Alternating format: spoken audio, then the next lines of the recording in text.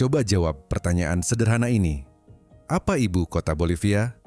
Jika kamu menjawab La Paz, kamu tidak salah. Tapi, kamu juga tidak sepenuhnya benar. Jika kamu menjawab Sucre, kamu juga tidak salah. Tapi, juga tidak sepenuhnya benar. Jika kamu menjawab keduanya, kamu lebih dekat ke jawaban yang sebenarnya. Tapi bahkan itu masih belum cukup menjelaskan situasinya. Bolivia adalah satu-satunya negara di dunia yang secara resmi memiliki dua ibu kota dengan fungsi yang berbeda. Sucre adalah ibu kota konstitusional, tempat di mana Bolivia dideklarasikan merdeka, tempat di mana Mahkamah Agung berkedudukan. La Paz adalah ibu kota pemerintahan, tempat presiden bekerja, tempat parlemen bersidang, tempat semua keputusan nyata dibuat. Tapi ada yang lebih mengejutkan dari fakta dua ibu kota itu sendiri. Situasi ini hampir berubah. Sebuah perdebatan tentang ibu kota yang terdengar seperti masalah administratif hampir memecah Bolivia menjadi dua negara yang berbeda pada 2007. Dan akar dari perdebatan itu tidak dimulai tahun 2007. Ia dimulai lebih dari 1 abad sebelumnya, di sebuah perang yang tidak banyak orang tahu pernah terjadi. Sebelum kita membahas perdebatan ibu kota, kita perlu memahami satu hal tentang Bolivia. Bolivia adalah negara yang secara geografis, etnis, dan budaya begitu beragam, sehingga pertanyaan yang sah untuk diajukan adalah, bagaimana negara ini bisa ada sebagai satu entitas? Luasnya 1,1 juta kilometer persegi. Tapi di dalam luas, itu ada 3 zona geografis yang hampir tidak punya kesamaan satu sama lain. Di barat, Altiplano, dataran tinggi Andes, yang membentang di ketinggian 3.600 sampai 4.000 meter di atas permukaan laut. Udaranya tipis, suhunya ekstrim, dan landskapnya berasa seperti permukaan bulan yang tidak pernah sepenuhnya memutuskan untuk menjadi bumi. Disinilah La Paz berdiri di ketinggian 3.640 meter, menjadi salah satu ibu kota de facto tertinggi di dunia. Di tengah, zona lembah yang lebih hangat, lebih hijau, lebih nyaman untuk ditinggali. Disinilah, Sucre berdiri di ketinggian yang lebih wajar, dengan iklim yang orang Eropa yang datang di era kolonial anggap lebih bisa ditoleransi. Di timur, hutan Amazon yang lebat dan panas, dengan kota Santa Cruz yang tumbuh menjadi pusat ekonomi modern. Bolivia, dan yang punya agenda politiknya sendiri yang sangat berbeda dari kedua ibu kota itu. 3 geografi, lebih dari 36 kelompok etnis yang diakui secara resmi, puluhan bahasa, kelas-kelas sosial yang dibentuk oleh warisan kolonial yang belum sepenuhnya dipugar. Untuk memahami mengapa Bolivia punya 2 ibu kota, kita perlu kembali ke tahun 1899. Ke sebuah perang yang hampir tidak ada yang mengajarkannya di sekolah, tapi yang mengubah Bolivia secara fundamental. Namanya Guerra Federal, Perang Federal.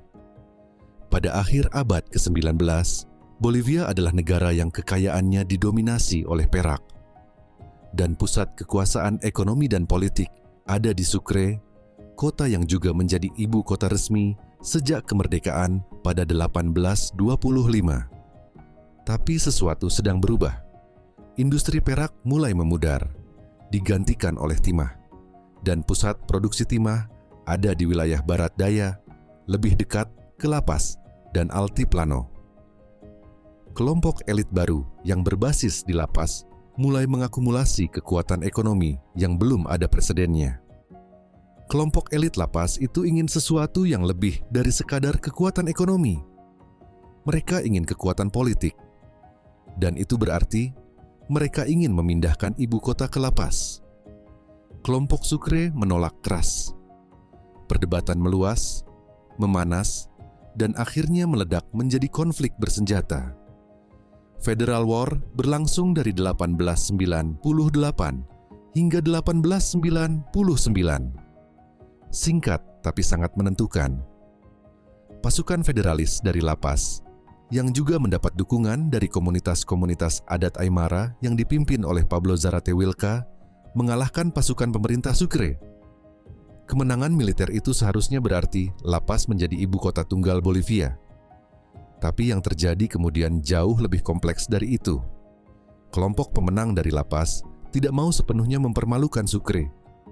Atau lebih tepatnya, mereka tidak mau repot mengubah semua dokumen konstitusional yang menempatkan Sucre sebagai ibu kota resmi. Solusi yang mereka temukan adalah kompromi yang terdengar bijak, tapi sebenarnya hanya menunda masalah. Sucre tetap menjadi ibu kota konstitusional.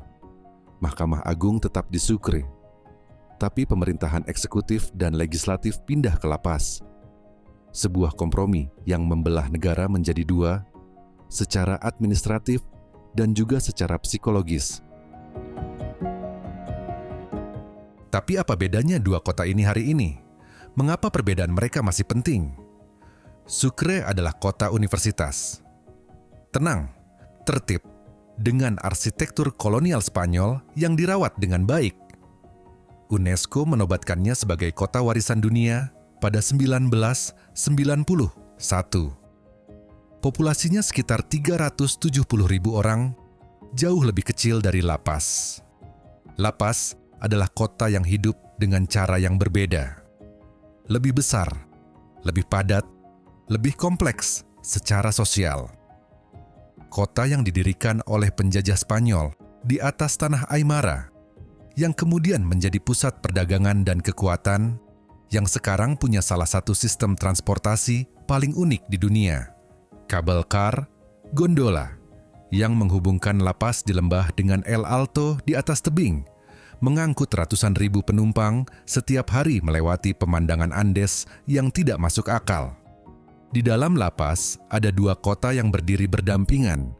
Di bawah, La Paz yang relatif lebih makmur, di mana kelas menengah dan atas tinggal.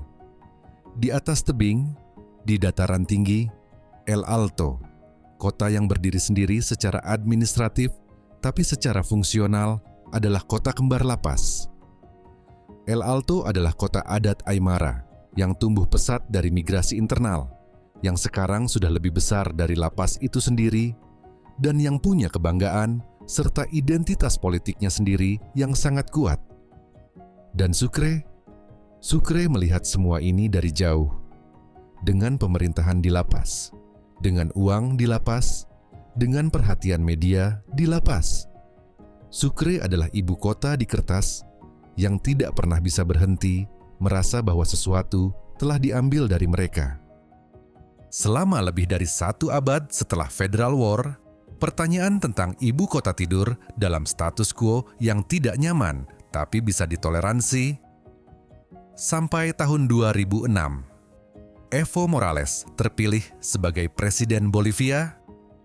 Ia adalah presiden pertama Bolivia yang berasal dari komunitas adat dalam sebuah negara di mana lebih dari 60% penduduknya mengidentifikasi diri sebagai anggota komunitas adat. Fakta bahwa butuh lebih dari 180 tahun sejak kemerdekaan untuk menempatkan seseorang dari komunitas mayoritas ke posisi tertinggi sudah cukup memberi gambaran tentang berapa dalam ketidaksetaraan historis Bolivia. Morales memulai proses penulisan konstitusi baru, sebuah upaya besar untuk mendefinisikan ulang Bolivia sebagai negara yang lebih inklusif, yang mengakui hak-hak komunitas adat, yang mendistribusikan kekuasaan secara lebih adil. Dan dalam proses Majelis Konstituante itu, pertanyaan lama itu muncul kembali. Haruskah La Paz menjadi ibu kota tunggal Bolivia? Atau haruskah Sucre diakui sepenuhnya sebagai ibu kota? Apa yang terjadi kemudian adalah sesuatu yang mengejutkan dalam intensitasnya. Kelompok pro-Sucre turun ke jalan dengan tuntutan yang jelas. Kembalikan ibu kota ke Sucre. Sucre bukan hanya ibu kota historis. Ia adalah simbol dari Bolivia yang lebih tua, dari hak-hak yang mereka yakini telah dicuri dari mereka 1 abad yang lalu.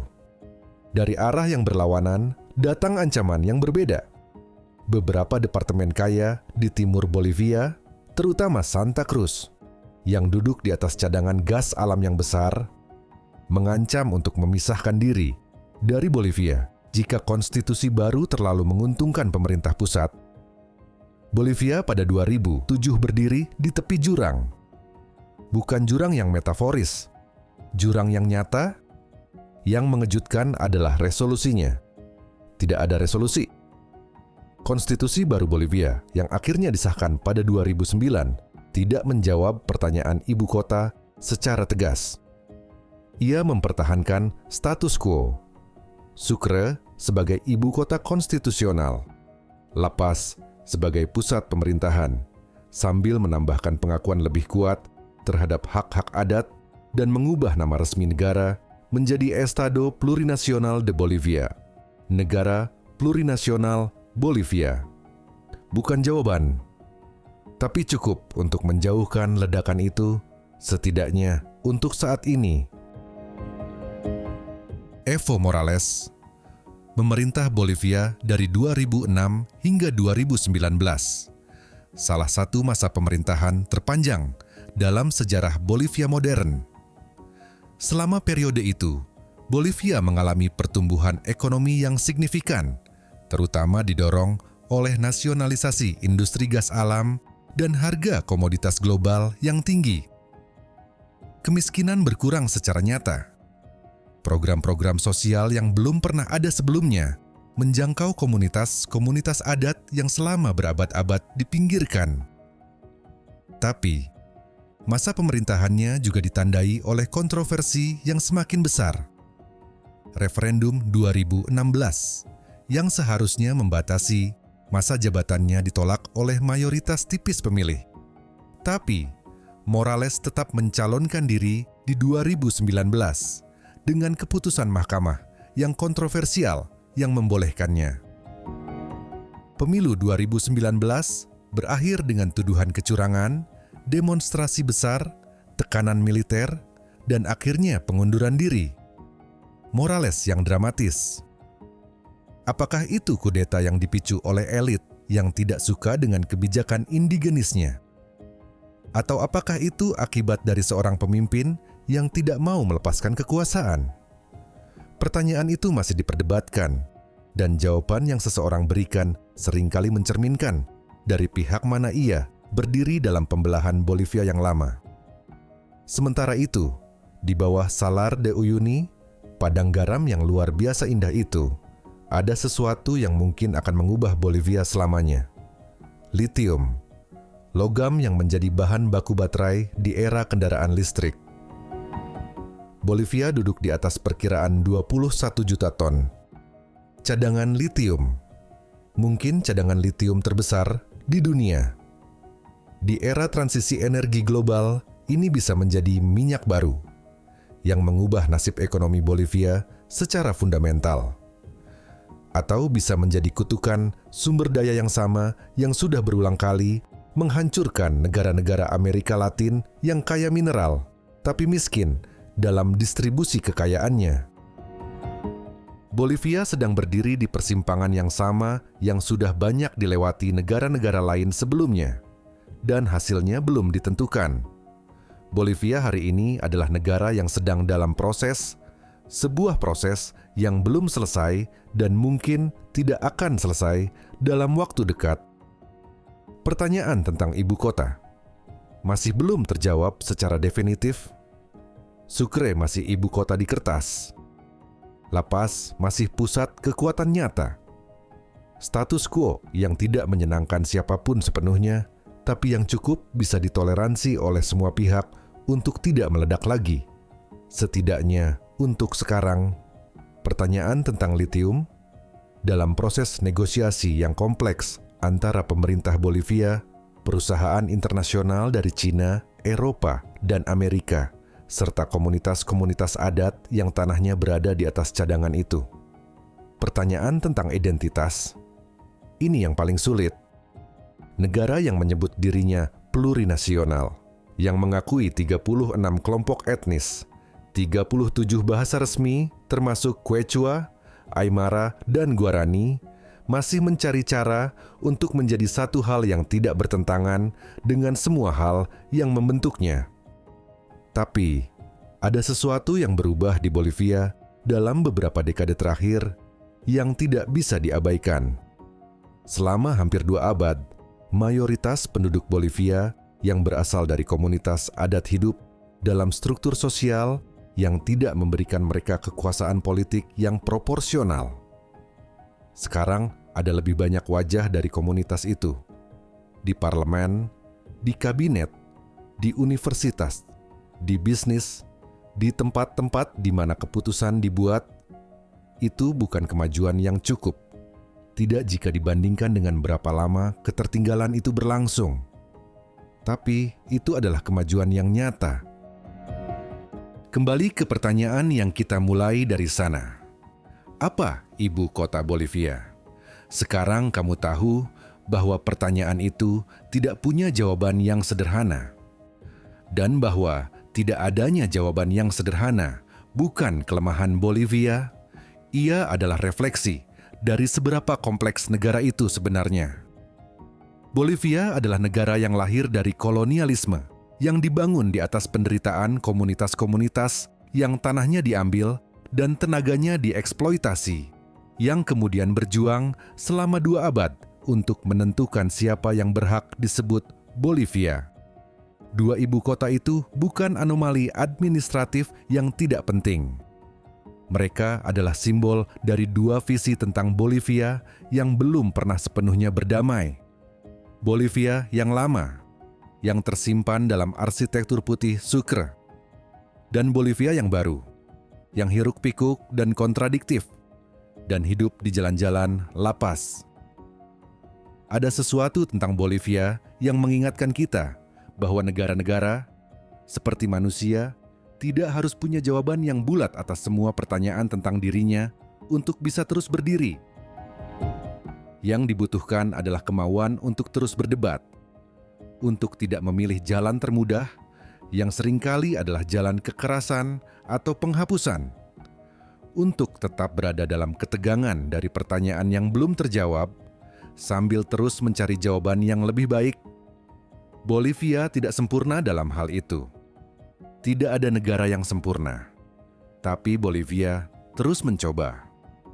Dan dalam mencoba, Bolivia mengajarkan sesuatu kepada kita semua tentang apa artinya membangun sebuah negara dari keragaman yang tidak pernah meminta untuk disatukan, tapi yang memilih hari demi hari untuk tetap bersama. Bolivia adalah pengingat bahwa pertanyaan-pertanyaan yang terdengar sederhana, seperti apa ibu kota kalian, seringkali menyimpan sejarah yang tidak sederhana sama sekali. Di channel ini, kita percaya bahwa mengajukan pertanyaan yang tepat adalah cara terbaik untuk memulai perjalanan memahami dunia. Dan dunia ini penuh dengan pertanyaan yang tepat yang belum pernah kita tanyakan. Subscribe untuk tidak melewatkan perjalanan berikutnya. Dan tinggalkan di komentar. Ada negara lain yang menurut kamu menyimpan pertanyaan yang sama, pentingnya seperti Bolivia?